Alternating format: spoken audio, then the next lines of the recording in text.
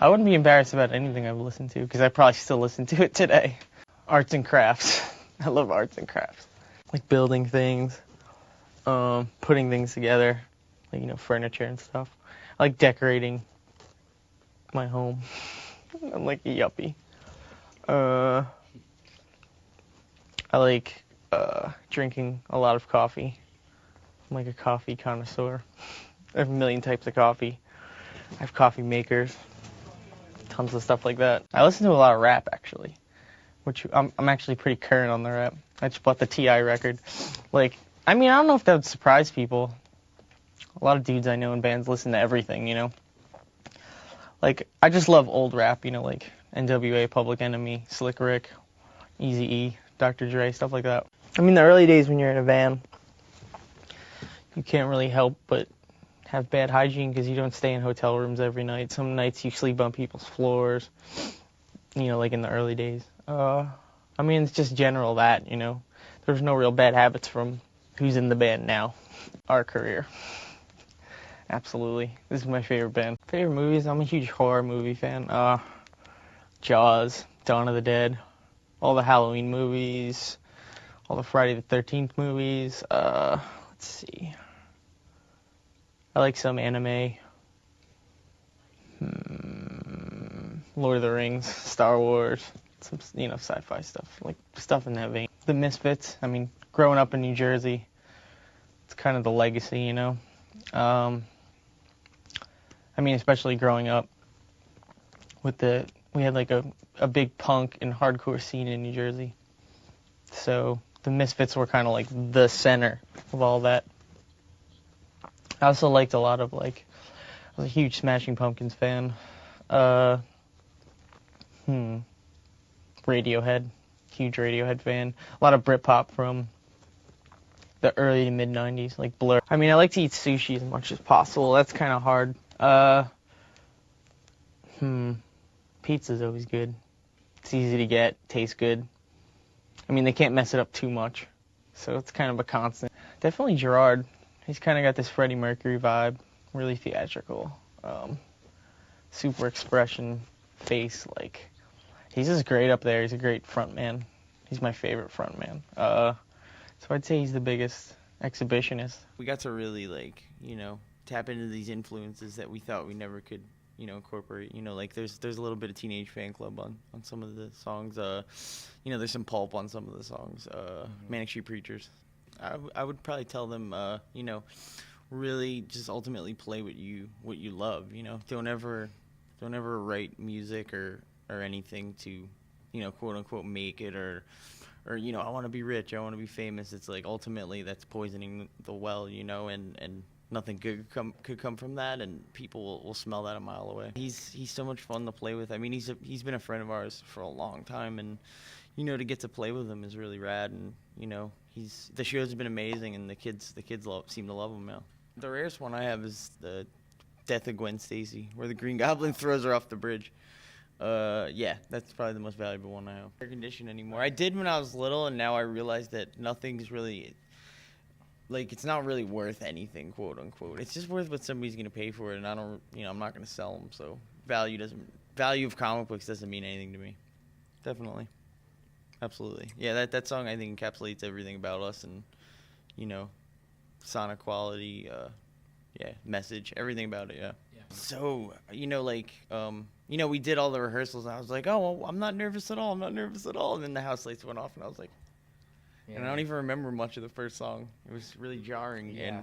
And it was a mixture of me just being frightened, because we haven't done it in a while, and then just excitement and how into it the kids were. And it kind of third song in, it was old times again. Oh, it was cool.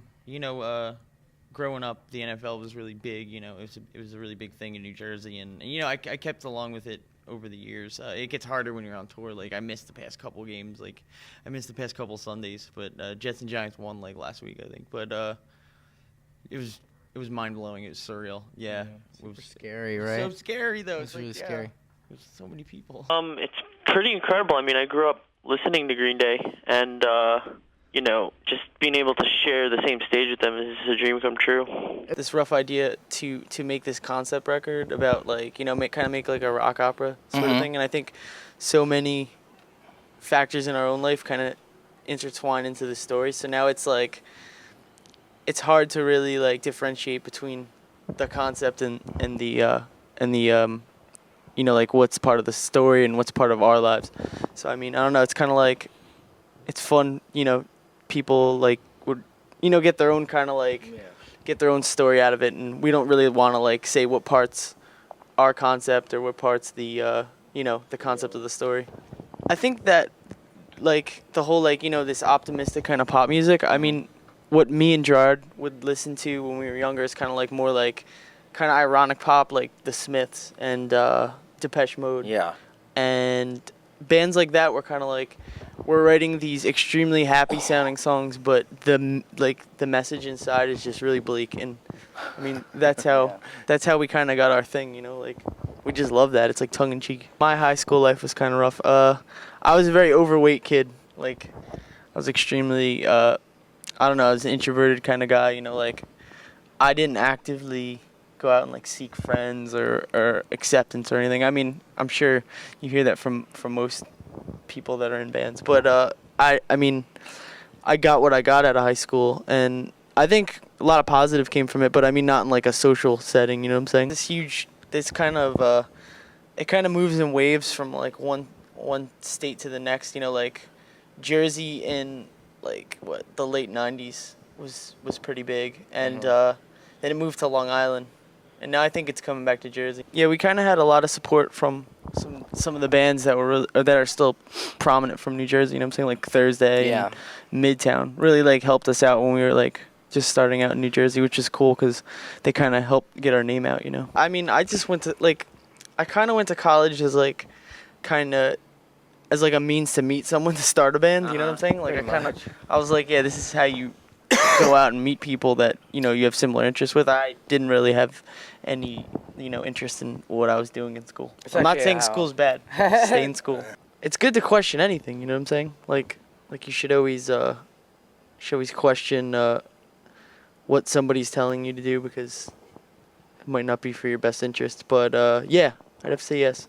It's never crossed my mind at all. I'm so scared to death that, like I think we're all on this earth for a real limited amount of time, and I don't know why anyone would want it to be even less. You're only here for like 70, sometimes like even less. 60 years. And it's like it's really abbreviated. So like we don't know. Nothing's guaranteed. You don't know what's gonna happen. It's like this 80s, like this whole wave of 80s-ness or retro throwbacks going on. So all these bands are popping up that are like they think it's the 80s still. When they project tours, it's like there's so many different factors that go into it. Like we just like our single just went to radio, like our video just got added, so we don't know. Well, you Kanye West, I would say. Kanye West. Oh, he's just most interesting. Yeah, he's incredibly talented, and I've been a fan for a long time. That'd be cool. I have the I don't know. Is this showing up? Yeah. There you go. It's it's a cover of the NES Double Dragon. Oh, sorry. There we go. You never know what's gonna really happen, and like just the other night, like something fell off with the track and the dead mic, like Ray called out the part that was supposed to come up because something fell off in Sing, and whatchamacallit, it kind of like I was able to get right back into it seamlessly. Yeah, when anyone's ever having any problems, like someone's having like guitar problems, they'll, someone, they talking to the mic, they'll be like, oh, like, stall, like if something's going wrong, and I'm kind of ruining the magic, I guess. So it's kind of like, it's fun too. You get to communicate, you get to joke around. Okay, this next video it's weird. It's Morrissey covering his own song. It's a Smith song. They just shot like a live video from his current tour. I think it's one of the best love songs ever written. He talks about how even if he got hit by a bus, as long as he was with this other person, that he'd be pretty happy. So check it out. All right, so yeah, we're about to see the video for today by the Smashing Pumpkins. This is probably the most important video to me ever. I saw it on MTV, and it kind of changed my idea of everything about videos and music, and I think they're probably the most important band to me. So check it out, Smashing Pumpkins today. I'd always wanted a Mustang bass, and the way that the internet was rising, and there was new outlets to find hard to find stuff. I really wanted a Mustang bass, and they started making them again. So I got this idea where I was like, oh, maybe I could build this dream bass of mine. We'll see what happens. And so I got in touch with Fender. My entire musical career I've been playing Fenders, and I was a huge fan. And I told them my idea, and they were like, that's a really good idea. We haven't made a signature Mustang in a long time. And they were like, yeah, that would be really perfect. So it just kind of it was really good timing. It worked out. There was an old Fender guitar called the Supersonic that Gerard finally actually got his hands on one, but it was something we'd look up on the internet. We'd be like, whoa, the Supersonic. It was something that looked a little bit like this. And I was always a fan of the competition stripe. Everything had a racing stripe on it in the 70s. It was kind of like a symbol of power, symbol of speed. It's a throwback to the kind of retro styling of the 70s.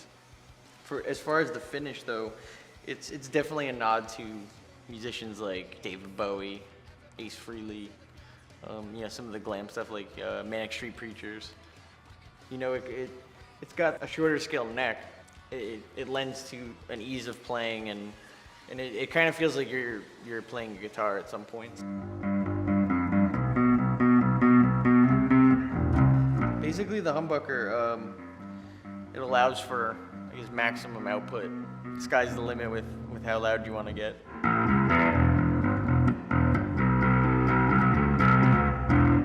So yeah, it's kind of you can maximize how loud it is, and then it's still kind of clear, and you could hear everything. You could hear all the picking. You could hear it doesn't get too blown out. So it fits what I do really well.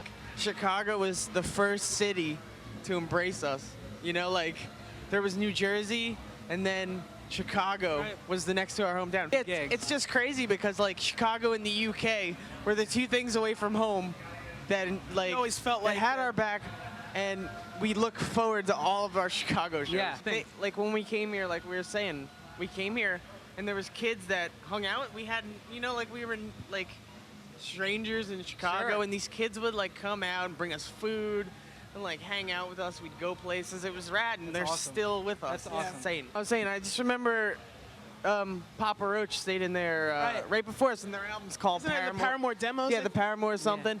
And the drummer, He had your room. yeah, he comes up to us. He's like, "Who had the blue room?" And I put my hand on my forehead, and then my brother nudged him. He was like, and he's like, "Oh, nothing." Yeah. And there was a lot of times I slept on my brother's floor. He was in the room. There's a bathroom in between them. I would sneak in his room and go on the floor. Rob, though, people are like, "Oh, he's an incredible producer, one on top in his field," which is true, but even when you take the music out, he was one of our best friends. You know what I Sure. mean? And he's one of the few people you run into that's completely genuine and cares about the band, which And is that's what's so really important. Yeah, they You know what I mean? They shared when we did the 2004 Warped Tour a couple of years back. They shared the side stage with us, and we were so psyched to be playing with them. We were like, "Oh, there's another band. They have Yeah. something to say." Yeah, absolutely. It's amazing. We're these kids that are getting picked on in this prep school. We get fed up with them, and we go after them with croquet mallets. Basically what I'm doing is I'm hijacking the loudspeaker. I'm going to play our song on the intercom.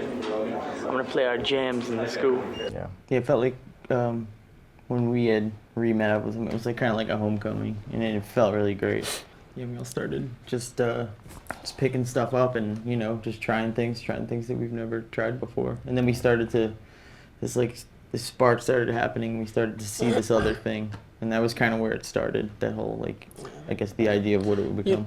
Mm-hmm. What I really love about that song is, to me, when I heard that song, it became apparent in my head that there are no rules. Yeah, that song creates when I listen to it, just an insane landscape where it's you're flying and you can just let go, and it's just very colorful, and it's another one of those things that we've always wanted a song like that. Summertime, it goes along with the idea of us breaking down barriers or rules or burning the rule book. It was just a riff I had maybe for a year or two. And, you know, I just never felt that it fit with the band. I was like, it's cool, I'll just keep it around. I'll play it every now and again. And one night, I mean, Rob has so many amazing guitars that I would just pick some up and play them, and I'd start playing the riff, and somebody, I think it was Ray, that heard it, and he was like, we could use that. And I was like, whoa, really? And it just kind of like, it was like, it just grew. And yeah, that's kind of how it came about. Well, the characters, they started out as just the gun names. Like, it was kind of like they're kind of themed after how there's like, you know, there's designer drugs and they all have names. It's kind of like the same kind of thing. Sure. All right. My all-time favorite film would be Jaws. Very nice. Because it's got a bunch of different layers to it as to why I think it's great.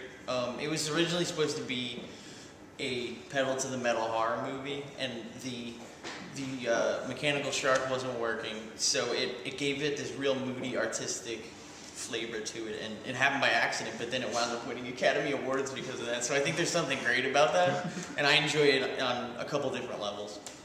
It's like that's one of the most perfect action movies. Absolutely. Okay, number 3, yeah, Dawn of the Dead, 1978. That's another movie, bunch of different layers. It's like, not only is it one of the best zombie movies ever, but then there's so much social commentary that's...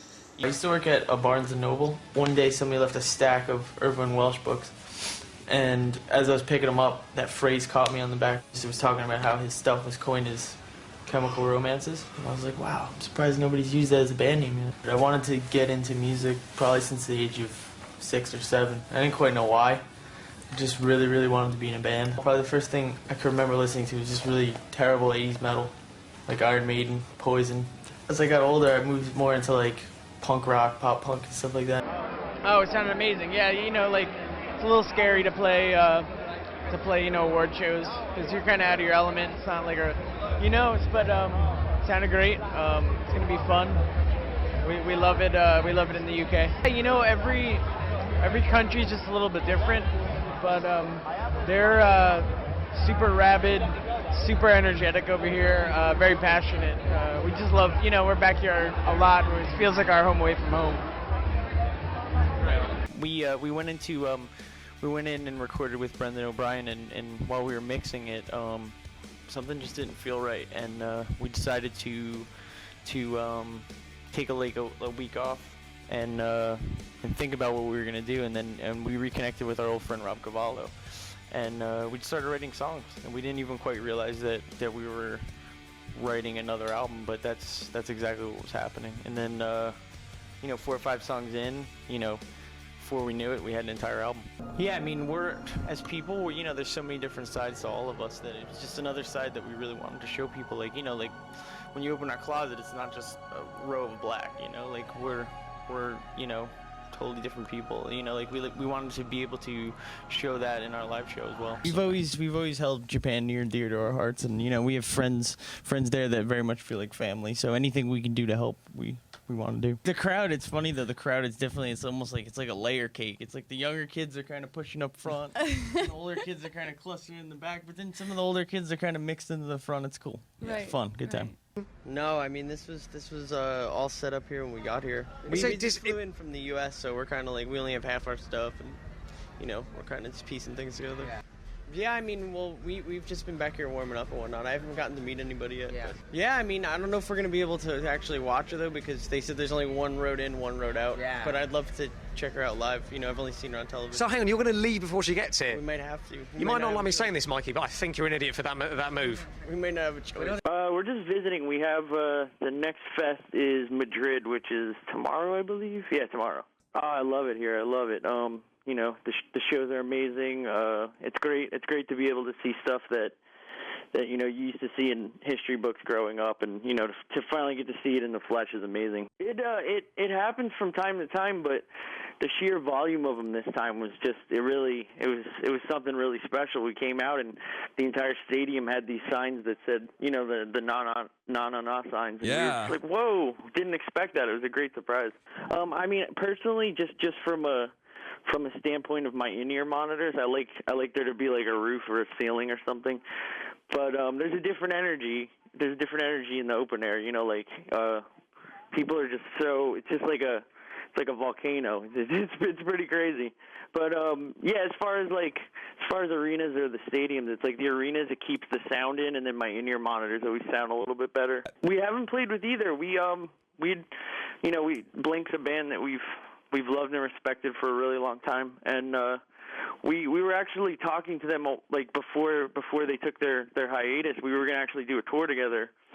This was maybe in 2006, and it never worked out. They took their break, and then when we heard they were getting back together, Tom came out to one of our shows, and we talked about how amazing a tour would be if both of our bands got together and did one. And I was like, oh, everyone would be so excited. It would be so great. We're all good friends. This would be something that would be really special for everybody. Well, for the 10th anniversary, we're talking about putting together something special for the fans.